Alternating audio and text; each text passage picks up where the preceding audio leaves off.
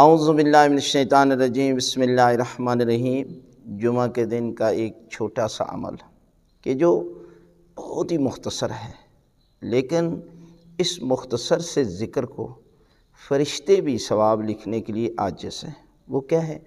وہ یہ ہے کہ درود، یعنی درود ایک ایسی عبادت ہے، ایسا ذکر ہے کہ جس کا ثواب فرشتے بھی لکھنے سے عاجز ہیں۔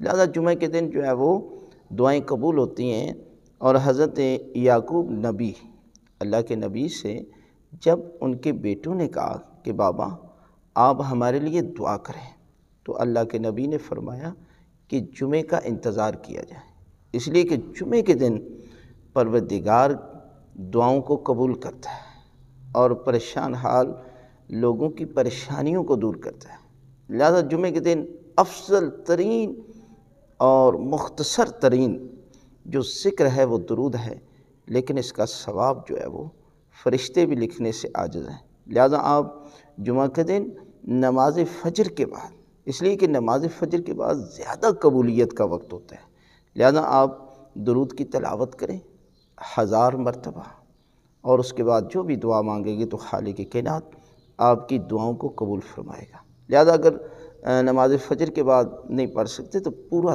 دن کسی بھی وقت جو ہے وہ اس عمل کو ضرور انجام دیں۔